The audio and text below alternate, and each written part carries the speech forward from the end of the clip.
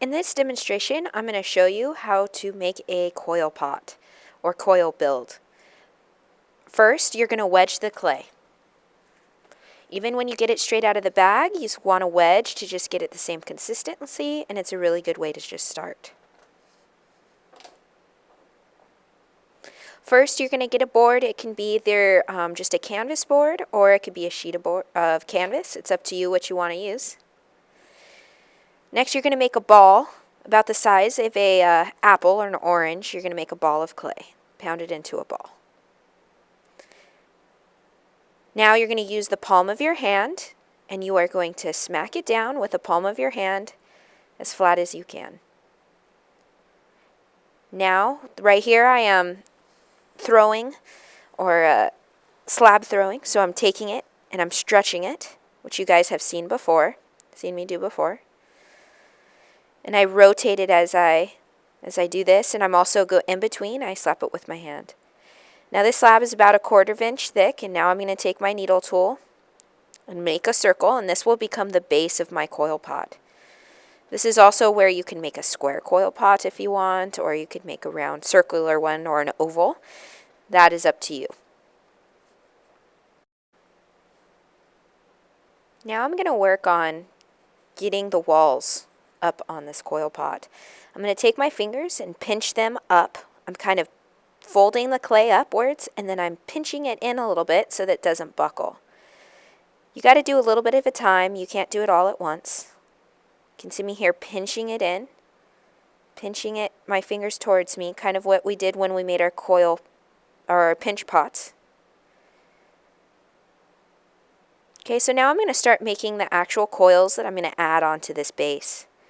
First, I roll it with both of my hands, and now I'm squeezing it and rotating. Squeeze, rotate, squeeze, rotate. Make sure you have even pressure. You don't want to have a really thin coil and then a really thick part of it. So you want to make sure that you have even pressure throughout this whole process. Okay. Now after I squeeze it about to a hot dog size, now I'm going to use both of my hands, and see how my fingers are spread apart. I'm going to do this. I'm going to roll it onto the table to get it smaller. I use one hand, two hands. This is going to take some time to practice. So if you don't get it right away, don't worry about it. Just keep on working. Practice, practice, practice.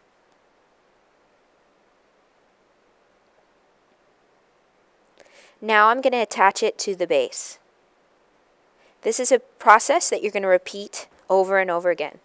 So I take my thumb, I place the coil on the outside of that rim, and I'm going to use my thumb to press it into the base. My index finger or my pointy finger is inside, and I'm taking my thumb and I'm pushing it into my pointy or my index finger. And I do this, and I go around and around.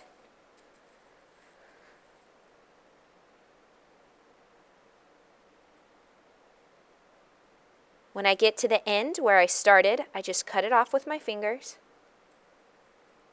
So that is step 1 of attaching a coil. Next, I'm going to use my thumb with my left hand, but my right hand is supporting it from the inside, and I'm going to smear the clay from the coil that I just added into the base. Go all the way around. Next, I'm going to pinch up, kind of like we made our pinch pot. I'm going to use my 2 thumbs, my 2 fingers, my index fingers on the inside, and my thumbs are pushing into my index fingers. This is when you're shaping your pot. So you want it to go a little bit to the inside and make sure that it's going straight. If you go out wide, your pot is going to go way out far and get wide and kind of get out of control. So you want to always make sure that you're pinching to the inside of the pot. You can see it right here. I'm taking it and I'm pushing it inwards. Pushing it inwards. Pushing it inwards. You're going to keep on doing this.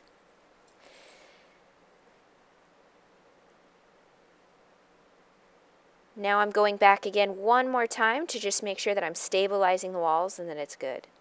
Now it's time to add the next coil. It's the same process all over again. Taking the coil, pinching it on the inside, outside edge. It overlaps just a little bit, not straight on top. And I'm going to go round and round.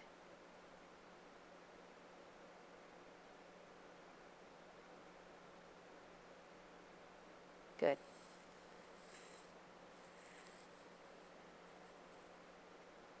Process all over again. Supporting hand on the inside and taking my thumb and smearing it as I go around. This is a way to get the clay to just kind of meld together and make the coil a part of the piece underneath it.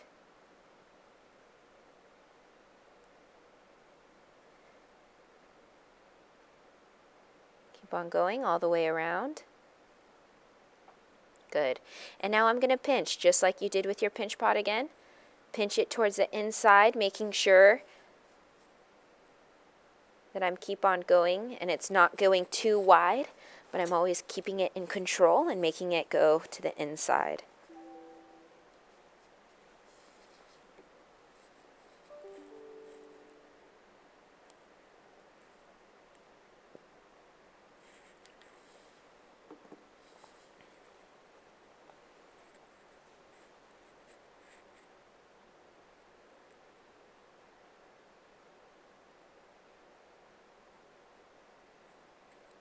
It's a little slow right here just to show you the process, give you time to watch it.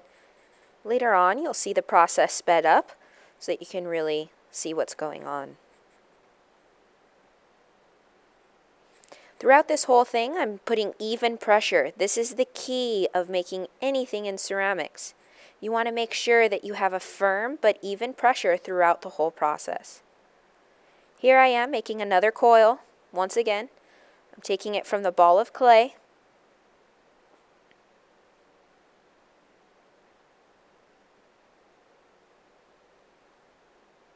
Okay, so I kind of got it into a hot dog form. This is what I'm doing. I'm even pressure between my fingers and my palm, and I'm rotating as I go. Okay, using both of my hands. Sometimes you don't have to use the table, but you can just use your hands. Okay, but now I'm going to go use the table just to make sure that it's nice and smooth.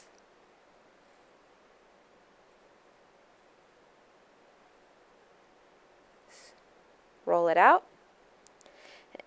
And right here I'm going to emphasize the size of the coil that you need.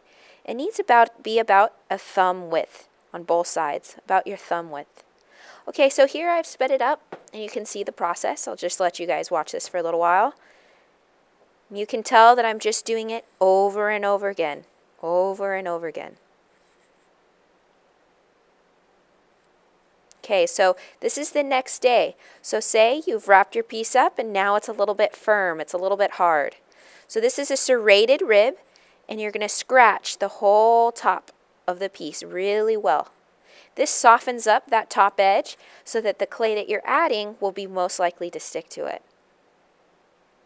Remember, overnight you want to wrap your piece up really well with plastic because this will make sure that that stays wet enough so that the other coil will attach to it. So after you score, you want to use some slip or water and a brush, the brush that's in your tools, and you're going to wet it. Now you're just going to follow the same process that you did with the coils before. Going to push it in, smear it, pinch it up.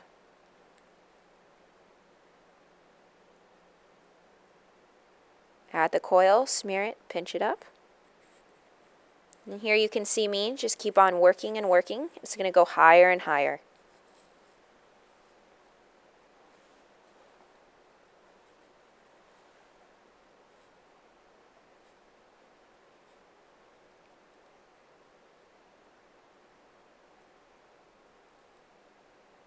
I'm measuring it. I'm looking for a 9-inch pot at this point. 8 inches, not quite. Got to keep on going.